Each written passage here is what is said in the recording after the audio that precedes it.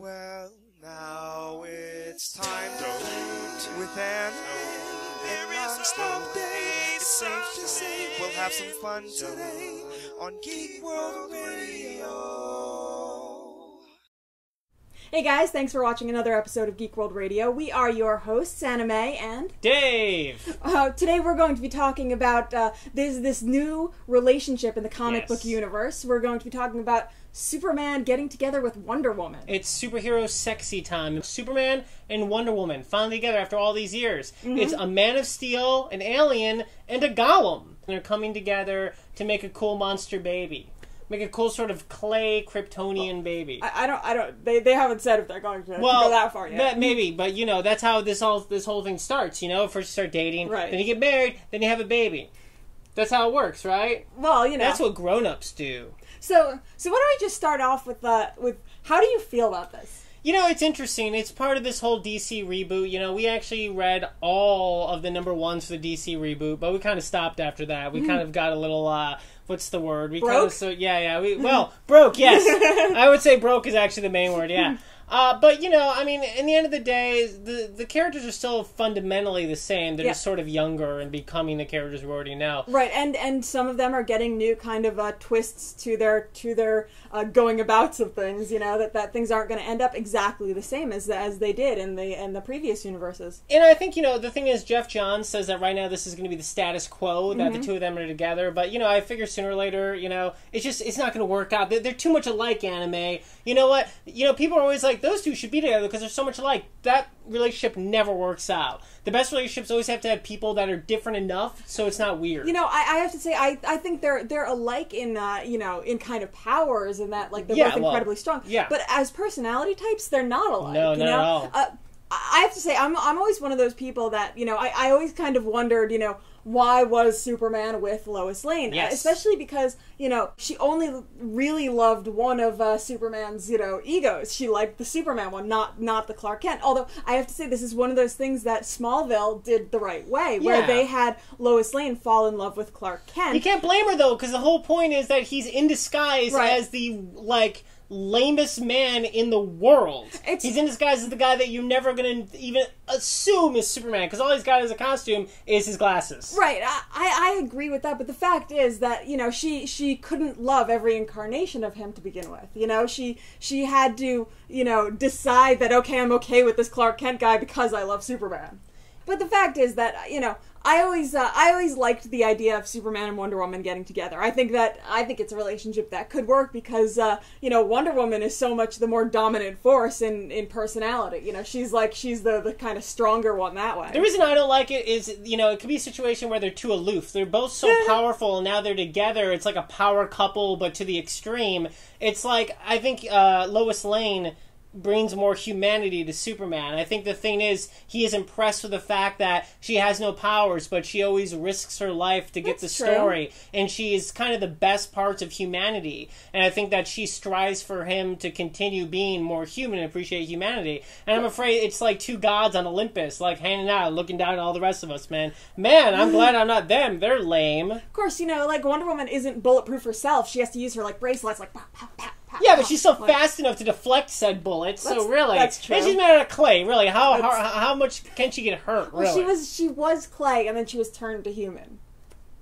I have my doubts. And she has an invisible jet. She does. She does have an invisible jet. I mean, you know, that's just, you know, like, I mean, you know, Superman can fly, but if he gets lazy, he can just take a ride in the jet. That's true. That's true. But I don't know. I just think it's you know, it's one of those things that at the end of the day, you know, with comic books, you get sort of cynical over years of following them, and you know that at the end of the day, you know, things are going to change, and storylines are kind of going to get forgotten anyway. Yeah. So, you know, it doesn't really matter. It's just a fun way to sort of, like... change things up. Well, to just draw attention to the fact that comic books, you know, are still here and relevant, you know, and the fact is they're going to have the two of them, you know, in Justice League, and maybe they will be a couple in the movie, but, I mean, they do say that you shouldn't date people in the workplace, so, you know, maybe it's going to cause some fallout with the rest of the Justice League. That's true. They're going to be like, you know, like, do they have to report to HR? Who is HR in the Justice League? That's a good point. That is a good point. I don't know who is. Yeah, you know what? We have to figure that out. Well, who is the HR person? Who's kind of, like, who's more telepathic?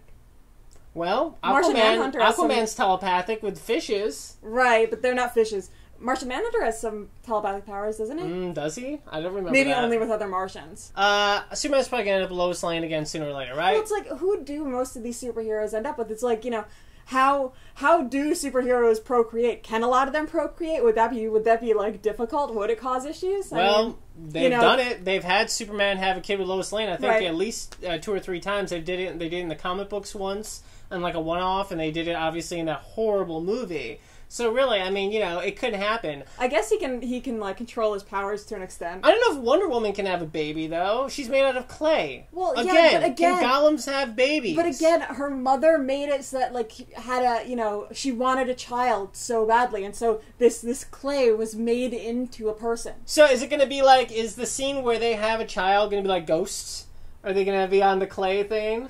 And that's they're going to make their own super child like that? Yeah, that's possible. I think they figured it out. That would be awesome. And instead of sculpting a pot, they sculpt a baby, and then You're welcome, Jeff Johns and Jim Lee. I'm doing all the work for you.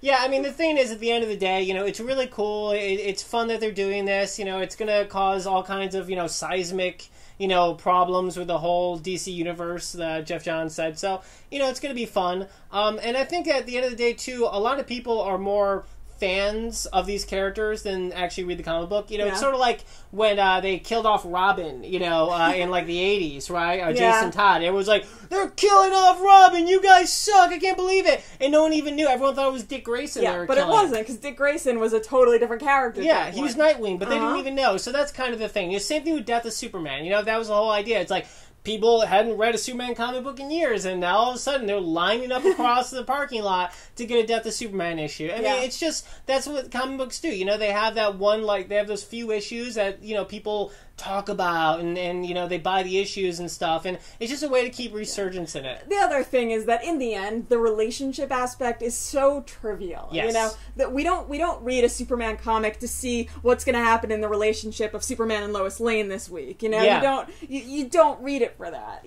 But there's something sacred though, isn't there, about the Superman Lois Lane that coupling?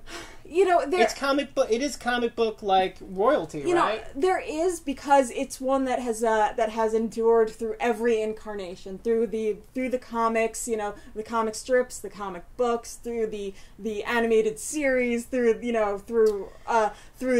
live action series, every single one of them. So it's one that has endured in that way in the radio program. But the fact is that it's an easy one, because there they are dating in the workplace again. Yeah, that's true. Well, the other thing to keep in mind is that Lois and Clark were not always, Lois Lane and Superman, they were not always an item. They each had previous loves or previous people that they had dated in their past. Yes. Clark Kent had Lana Lang, and in his childhood, that was his sweetheart. Yes. So Lois Lane had James Marsden.